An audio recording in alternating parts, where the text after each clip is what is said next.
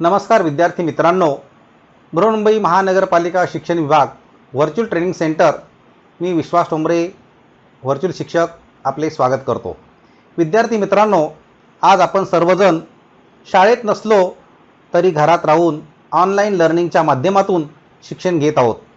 या माध्यमाचा आणि अध्यापन अध्ययनाच्या प्रक्रियेचा आपल्याला नक्कीच फायदा होईल अशी आशा आहे। त्याचबरोबर आपल्या शिक्षण प्रक्रियेत खंड पडणार नाही, म्हणूनच बृहन्मुंबई महानगरपालिका शिक्षण विभागाने हा उपक्रम सुरू केला आहे।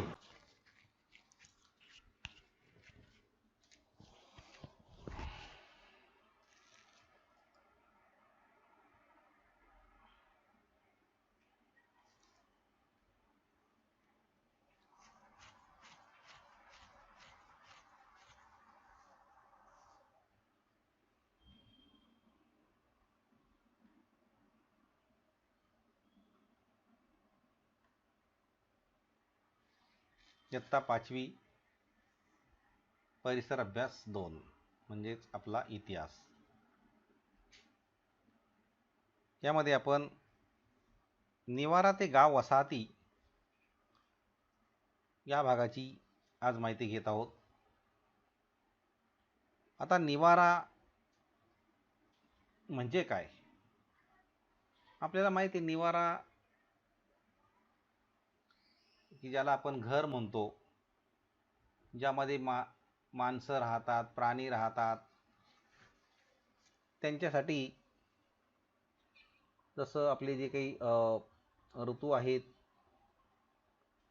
उन्हाळा, पावसाळा आणि हिवाळा, या तीनही ऋतूपासून आपलं जे काही घर आहे ते घर आपलं रक्षण करत असतं।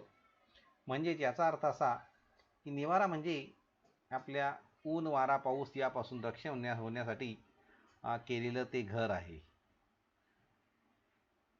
मग यामध्ये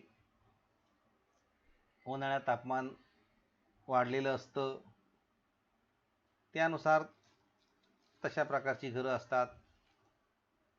पावसाळ्यात पावसाचं प्रमाण जास्त असेल तर तशा प्रकारे उतरत्या छपराची घरं असतात। आणि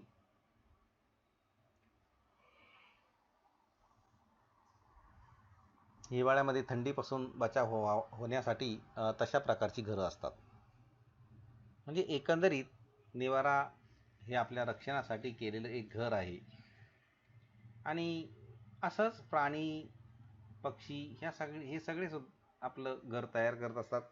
जसं या ठिकाणी ह्या ज्या मुंग्या आहे, या मुंग्यांनी वारूळ तयार केलेलं आहे आणि त्या मुंग्या त्या वारुळामध्येच राहतात, त्या ठिकाणीच आपलं अन्न साठवत असतात। तर इथे अशी बरेच वारुळं हे ते मुंग्यांची दिसतात आपल्यासमोर। त्याचबरोबर मधमाशा असतात, पक्षी असतात, कीटक असतात, हे सुद्धा निवारा शोधत असतात।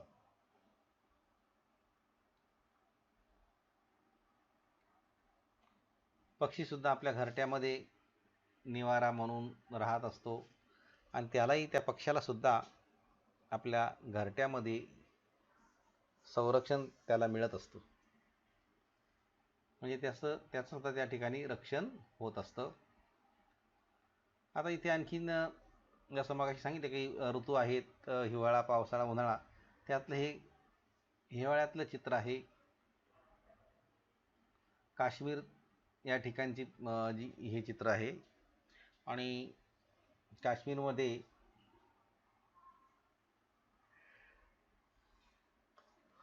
मोठ्या प्रमाणात बर्फवृष्टी जशी झालेली दिसते इथे, आणि त्यामुळे घरं ही त्या ठिकाणची बंदिस्त आणि उबदार अशा प्रकारची घरं आहेत।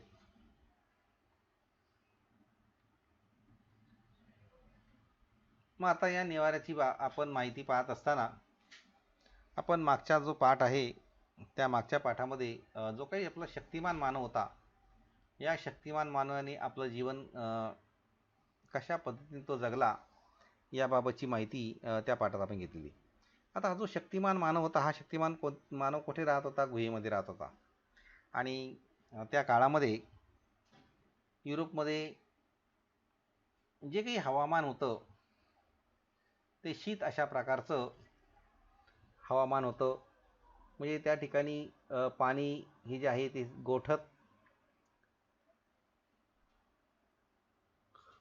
गोठणे इतपत अशा प्रकारचं शीत हवामान होतं. त्यावेळेला त्या ठिकाणी शेकोटीचा उपयोग केला जात होता. त्याचबरोबर चामड्याचे कपडे सुद्धा वापरले जात होते आणि त्यामुळे या थंडीपासून बचाव होत होता. परंतु हा जो मानव आहे त्याचं समाधान म्हणजे तेवढ्यावरच त्या ठिकाणी त्याचं भागलं नाही. त्याला अनेक ज्या काही समस्या आहेत त्या समस्यांना सामोरं जावं लागत होतं. त्यामुळे त्याने गुहेच्या आतमध्ये जो काही भाग होता त्या आतल्या भागामध्ये जनावरांची कातडी वापरून उबदार अशा प्रकारचे तंबू तयार केले होते आणि झोपड्यासुद्धा त्याने बांधल्या होत्या. म्हणजे अशा प्रकारे त्याने एक प्रकारचा हा निवारा शोधलेला होता. मग इथे प्रश्न असा होता की शक्तिमान मानव टिंबटिंबमध्ये राहत होता, शक्तिमान मानव गुहेमध्ये राहत होता, शक्तिमान मानव शीत हवामानापासून बचाव व्हावा यासाठी टिंबटिंबाचा उपयोग करत असे, शेकोटीचा उपयोग करत असे. शक्तिमान मानव टिंबटिंबचे कपडे वापरत असे चामड्याचे, आणि शक्तिमान मानवाने जनावरांच्या कातड्यापासून टिंबटिंब तयार करत असे तो. तर तंबू तयार केले. तर अशा प्रकारे काही प्रश्नसुद्धा आपल्याला त्या घटकावर सांगता येतील, त्याची उत्तरं आपण लिहू शकतो. इथे या रिकाम्या जागा दिलेल्या होत्या. म्हणजे निवारा म्हणजे स्वतःचे वातावरणापासून संरक्षण व्हावे यासाठी तंबूच्या स्वरूपात किंवा झोपडीच्या स्वरूपात केलेली एक प्रकारची ती काय आहे, उपाय योजना. इथे सुद्धा अनेक चित्र दिलेली आहेत.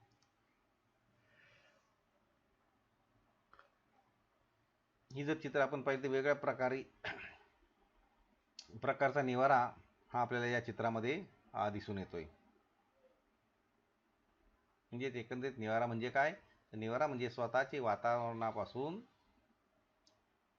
संरक्षण व्हावं यासाठी तंबूच्या स्वरूपात किंवा झोपडीच्या स्वरूपात केलेली उपाय योजना. अनेक खेडेगावातल्या घरांची रचना दाखवली गेलेली या चित्रांमध्ये. त्याचबरोबर आता शहरातली जी घरं येतात ती सुद्धा आपण पाहू शकतो. मग पुढचा भाग येतो म्हणजे हंगामी तळ. आता हा हंगामी तळ काय आहे, कशासाठी आहे, तर यामध्ये मध्याश्म युगात जो काही काळ आहे, मध्याश्म युगाचा काळ, या मध्याश्म युगाच्या काळामध्ये बुद्धिमान मानव जो होता, या बुद्धिमान मानवाने काय केलं, संपूर्ण जगभर आपली वस्ती तयार केलेली आहे. आणि जे काही वातावरणातले बदल आहेत त्या बदलाशी तो एकरूप झालेला आहे. कारण त्या ठिकाणी जर हवामान जसं मध्याश्म युगामध्ये हवामान उबदार होऊ लागलं होतं,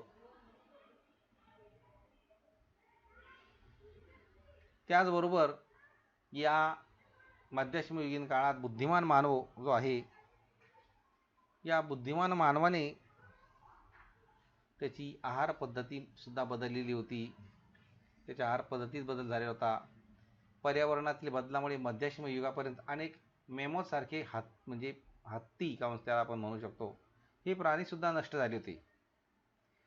त्याचबरोबर शिकारीसाठी मग तो मानव मासेमारीकडे वळला होता, म्हणजे तो मासेमारी करू लागला होता.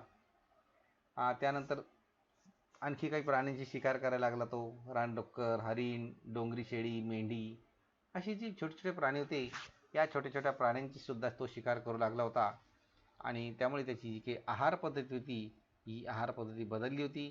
आणि या बदलल्या आहार पद्धतीतल्या बदलामुळेच दूरवरच्या प्रदेशात समूहाने भटकंती तो करू लागला होता. म्हणजे तो आता त्याची जी काही भटकंती होती, ही भटकंती कशी सुरू झाली होती, समूहाने सुरू झाली होती. इथे एक हे चित्र दाखवलं की मेमोथ, आणि हा एक हत्ती दाखवला. म्हणजे मेमोथ हा मोठा प्राणी आहे की जो हत्तीसारखा दिसतो, परंतु तो एकदम मोठा अशा प्रकारचा अवजड प्राणी हा मेमोथ आहे. त्याचबरोबर हा जो मेमोथ आहे हा जसा आहे एक हत्तीचा अनुवंश म्हटलं तरी चालेल असंही आपण म्हणू शकतो. परंतु पूर्वज आहे, याला आपण पूर्वजसुद्धा म्हणू शकतो. आणि हत्तीच्या तुलनेमध्ये आकाराने प्रचंड अशा प्रकारचा हा प्राणी. म्हणजे मेमोथ हा टिंबटिंबासारखा दिसणारा प्राणी, तो कशा हत्तीसारखा. टिंबटिंब बुद्धिमान मानवाने जगभर आपली वस्ती केली, तर मध्याश्म युगात बुद्धिमान मानवाने जगभर आपली वस्ती केली होती. मोठ्या प्रमाणामध्ये त्यांनी शिकार तो करू लागला होता आणि त्या शिकारीमुळेच अशा प्रकारचे जे काही मोठे प्राणी होते हे मोठे प्राणी नष्ट झाले होते. आता आणखी एक याच्यातला भाग होता की हा जो मानव होता, ह्या मानवाने आणखीन काही कृती केल्या होत्या की जसं बदलत्या हवामानानुसारच वेगवेगळ्या ठिकाणी त्यांनी तात्पुरती वस्तीसुद्धा केली होती आणि तात्पुरती वस्ती करून तो त्या ठिकाणी राहत होता. तेथील हवामान आहे त्या हवामानाशी सुद्धा तो एकरूप झाला होता आणि हवामानानुसार धान्य कसं पिकवायचं हे सुद्धा त्याला सुचलं होतं. तशा प्रकारे तो कापणीसुद्धा करू लागला होता. शिवाय कंदमुळे गोळा करणं, मासेमारी कधी करायची हेही तो शिकला होता आणि त्याचा फायदा हा त्याला झाला होता. तो अधिक मुक्काम करू लागला होता. अशा रीतीने एके ठिकाणी दीर्घकाळ मुक्काम करत, म्हणजे एका ठिकाणी दीर्घकाळ अनेक दिवस मुक्काम करत होता. रानावनातील झाडे तोडूनच त्यांचं हंगामी जो काही तळ आहे तो हंगामी तळ पडत होता. तर अशा प्रकारे या हंगामी तळाच्या संदर्भात ही माहिती दिली आहे की हा जो हंगामी तळ आहे हा कामासाठी म्हणजे एकत्रितपणा त्या ठिकाणी येत होता आणि तात्पुरत्या स्वरूपामध्ये तो एका ठिकाणाहून दुसऱ्या ठिकाणी मुक्काम करत होता. मुक्काम करत असतानाच तो त्या ठिकाणी सर्वजण एकत्र राहत होते आणि म्हणून त्याला तळ असं म्हटलं गेलेलं आहे. आणि परंतु जे काही तळ आहे हे तात्पुरत्या स्वरूपामध्ये मानलं जातं.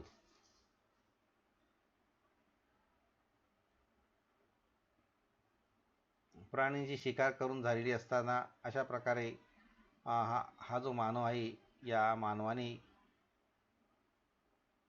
त्या प्राण्याला अगदी भाजून शिजवून हे केलेलं आहे. तो आपलं अन्न म्हणून त्याचा वापर करत होता, त्याचा मांस प्राण्यांचं. आणि त्यामुळे अनेक प्राणी नष्ट झालेले आहेत. या ठिकाणचं जे चित्र हे एक काल्पनिक चित्र आहे की अशा प्रकारे मानवाने काम केलं असेल असं हे काल्पनिक चित्रसुद्धा हे दिलेलं आहे. हे चित्र आपल्या पुस्तकातलंच आहे.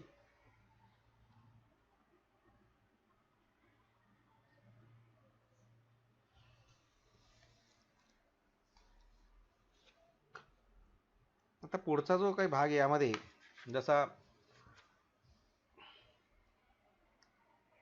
म्हणजे गाव वसाहती. आता गाव ते वसाहतीचा या भागामध्ये नवाश्म युगातील माणसाची जी काही जीवन पद्धती होती ही जीवन पद्धती पुराश्म आणि मध्याश्म युगापेक्षा पूर्णपणे कशी होती, वेगळी होती, म्हणजे भिन्न होती. नवाश्म युगातील मानव अन्नधान्य उत्पादक बनला होता. कारण हा जो नवाश्म युगातला मानव होता त्याला कळलं होतं की या ठिकाणी ही जी शेती कशी करता येईल, अन्नधान्य कसं पिकवता येईल हे त्याला समजलं होतं आणि म्हणून तशा प्रकारचं उत्पादनसुद्धा तो घेऊ लागला होता. म्हणजे एकंदरीत शेतीची सुरुवात ही त्या नवाश्म युगातील मानवाच्या संस्कृतीचं खास वैशिष्ट्य होतं.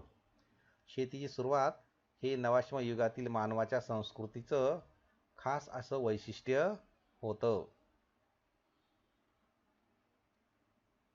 त्याचबरोबर तो शिकार करत होता, कंदमुळांसाठी भटकंती करत होता. म्हणजे एकंदरीत शिकार आणि कंदमुळासाठी तो भटकण्याचं काम करत होता. परंतु शेतीतून अन्नधान्य मिळाल्याने भटकून शिकार करण्याची त्याला गरज राहिली नाही आणि म्हणून एका ठिकाणी तो कायम राहू लागला. त्यामुळेच गाव वसाहती त्याने एका ठिकाणाहून दुसऱ्या ठिकाणी उभारल्या होत्या आणि अनेक ठिकाणी तो स्थलांतरित होत होत त्याच्या एक पिढी अनेक दुसरी पिढी तिसरी पिढी अशा प्रकारच्या पिढ्या या स्थिर झाल्या होत्या. तर अशा प्रकारे या मध्याश्म युगाची सुद्धा आपण माहिती घेत आहोत. आता या इथे गाव दाखवलं गेलेलं आहे. गावची परिस्थिती कशी असते हे या चित्रामध्ये दाखवलं गेलं आहे.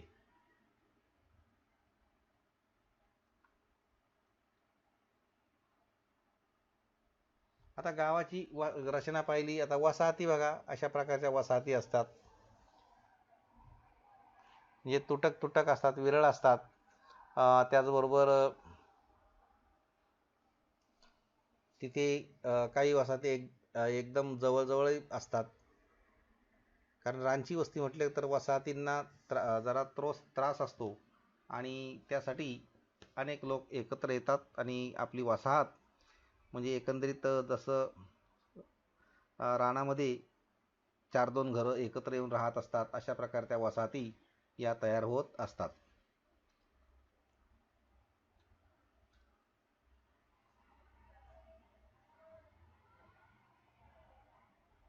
आता इथे आणखी सांगितले की तुम्हाला हे माहीत आहे काय, पृथ्वीवर हिमयुग आणि आंतर हिमयुग असे कालखंड होऊन आलटून पालटून होत गेली. म्हणजे या पृथ्वीवर 2 कालखंड होऊन म्हणजे किती कालखंड, हिमयुग आणि आंतर हिमयुग असे कालखंड होऊन गेलेले आहेत. त्याचबरोबर हिमयुगामध्ये पृथ्वीचा बहुतांश पृष्ठभाग बर्फाच्छादित झालेला दिसतोय आणि हवामान अतिशीत आणि सूक्ष्म अतिशीत म्हणजे एकंदरीत शुष्क नाही तर एकंदरीत शुष्क अशा प्रकारचं ते हवामान होतं. समुद्राच्या पाण्याची पातळी ही खोल गेलेली असते. त्याचबरोबर पाण्याचा मोठा हिस्सा बर्फामध्ये रूपांतरित झालेला दिसतो. आता हे आंतरहिमयुग म्हणजे काय, तर 2 हिमयुगाच्या मधला कालखंड त्याला आंतरहिमयुग असंही म्हटलं गेलेलं आहे. त्याचबरोबर पृथ्वीच्या पृष्ठभागावरील बर्फ मोठ्या प्रमाणात वितळते, समुद्राच्या पाण्याची पातळी वाढते, हवामान उबदार आणि आर्द्र होते आणि याच काळात आशिया आफ्रिका खंडामध्ये जास्त पाऊससुद्धा पडत असतो. तर अशा प्रकारे हे सुद्धा आपल्याला माहीत असायला पाहिजे की हिमयुग म्हणजे काय, आंतरहिमयुग म्हणजे काय, ही माहिती असायला पाहिजे.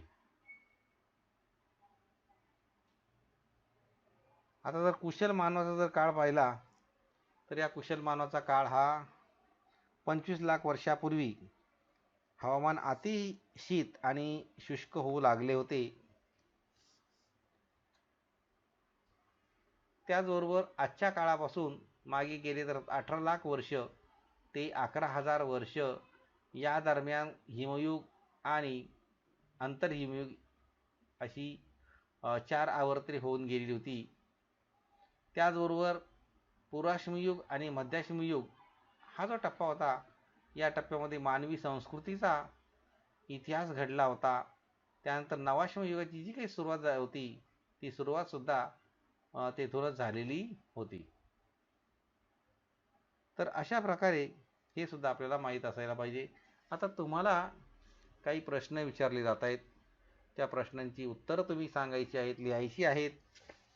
जसं निवारा म्हणजे काय, दुसरा प्रश्न आहे शक्तिमान मानव आपला निवारा कोठे करत असे, त्याचबरोबर मॅमोथ कोणास म्हणतात, आणि चौथा प्रश्न आहे मध्याश्मयुगीन मानव कोणती शिकार करत पाचवा आहे नवाश्मयुगीन मानव वेगळा कसा. तर असे हे 5 प्रश्न तुम्हाला सोडवायला दिलेले आहेत. आणखी काही प्रश्न आहेत की जसं रिकाम्या जागी योग्य शब्द भरा.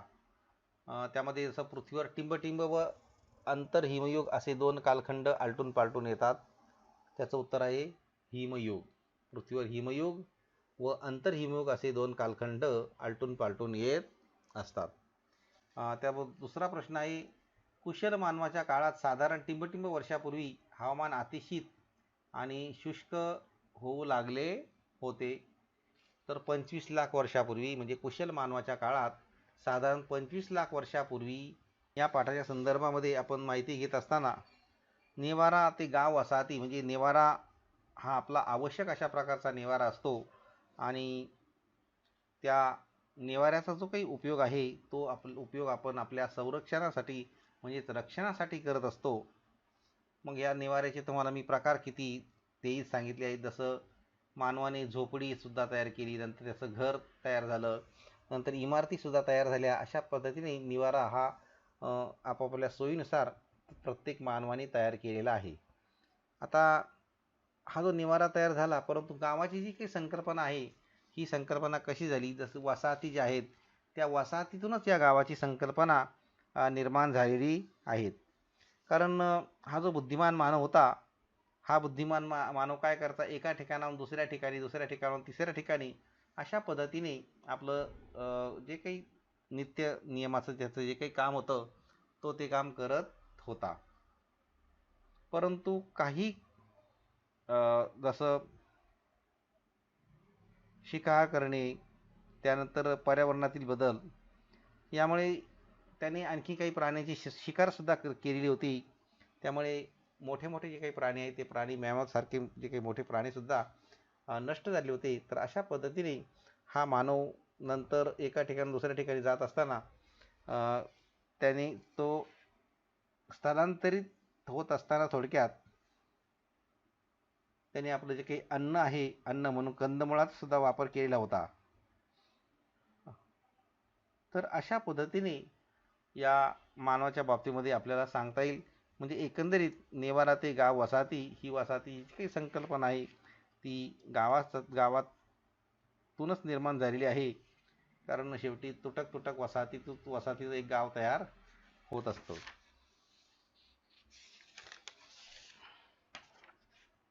परंतु नवाश्मयुगीन जो काही मानव आहे, या नवाश्मयुगातल्या मानवाने मात्र मोठ्या प्रमाणामध्ये तो शिकार करत होता आणि त्या शिकार केलेल्या प्राण्यांचीच चमडी, कातडं ही आपल्या अंगाला सुद्धा लपेटायचा.